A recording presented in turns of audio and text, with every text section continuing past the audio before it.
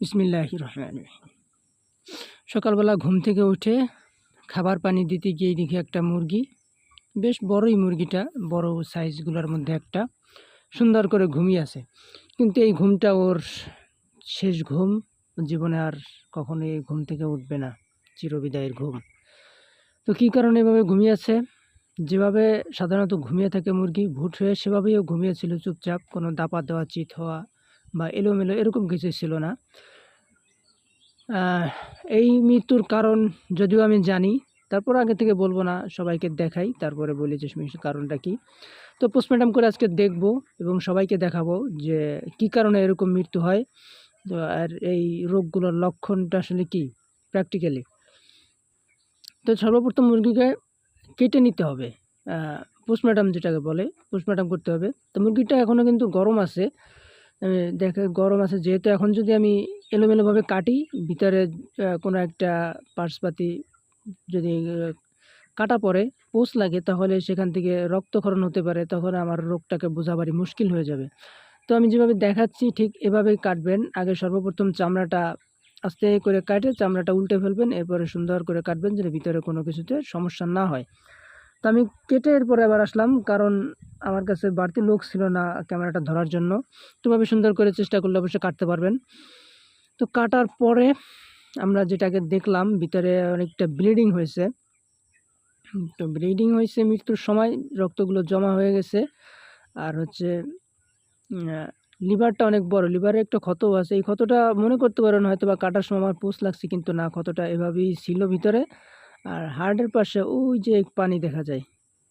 হ্যাঁ, তো অনেকেই বুঝতে পারছেন, যারা অভিজ্ঞ খামারি তারা দেখেই বুঝতে পারছেন যে, আবার মৃত্যুর কারণ শুনেই বুঝতে পারছেন যে মৃত্যুর কারণ কি, কিভাবে মরেছে, রোগটা কি। আর যারা বুঝেন নাই তারা আগে দেখেন বিষয়গুলো কি। বিষয়টা হচ্ছে হার্টের নিচে একটু ফুলো ফুলো ভাব, আর ওখানে ওই যে দেখেন পানি জমা আছে। আর লিভার যে কলিজা যেটাকে বলে, সেটা অনেকটা বড় হয়ে গেছে। এই রোগটার নাম হচ্ছে IBH, ইনক্লাউড বডি হেপাটাইটিস। তো এই রোগটা সাধারণত মা মুরগির থেকেও আসে। মা মুরগির যদি থাকে, ডিমের মাধ্যমে হ্যাচারি থেকে আসে, আবার অনেক সময় খামারেও হয়, জীবাণু সংক্রমণেও হয়। তো এটার মূলত তেমন কোনো চিকিৎসা নেই। এটার মেইন চিকিৎসা হচ্ছে লিভার টনিক দেওয়া, জীবাণুমুক্ত রাখা, তারপর হচ্ছে মাইক্রোপ্লাজমা জনিত সেকেন্ডারি ব্যাকটেরিয়া যেটাকে বলে, সেকেন্ডারি ব্যাকটেরিয়া দমন করার ঔষধ দেওয়া। এইটাই হচ্ছে চিকিৎসা, কিন্তু সরাসরি IBH এর কোনো চিকিৎসা নেই। তো আপনাকে কি করতে হবে? সর্বপ্রথম খামারে গ্যাস আছে কিনা, কোনো জীবাণু ঢুকতে আসছে কিনা এটা দেখতে হবে। আর সেকেন্ডারি ব্যাকটেরিয়া, মাইক্রোপ্লাজমা, এগুলো সাধারণত ছোঁয়াছুঁয়ির মতোই, যেমন বাহিরের লোকের আগমন, তারপরে হচ্ছে গন্ধ হওয়া, অ্যামোনিয়া গ্যাস তৈরি হওয়া, বিভিন্ন রকমের জীবাণু আসা। তো এগুলো রোধ করার চেষ্টা করতে হবে প্রথমত, তাহলে এই রোগগুলোকে ঠেকানো যাবে। আর যদি মা মুরগি থেকে চলে আসে, তাহলে তো আর কিছু করার নেই, আমাকে চিকিৎসা নিতে হবে। চিকিৎসা একটাই, একে ভালো মানের লিভার টনিক, হেপাটনিক দিতে পারেন। হেপাটনিক আমি কোনো নাম বলছি না, তবে হেপাটনিক একটা বলে দিলাম আর কি।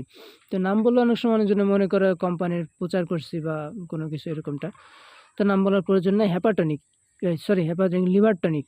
লিভার টনিক অনেক কোম্পানির হয়ে থাকে, ওই লিভার টনিক ইউজ করবেন। আর যারা ফার্মেন্টেশন ইউজ করেন তারা তো কোনো কথাই নেই। ফার্মেন্টেশন এটা আরেকটা আত্মাধুনিক মেডিসিন বা ভালো কাজ করে।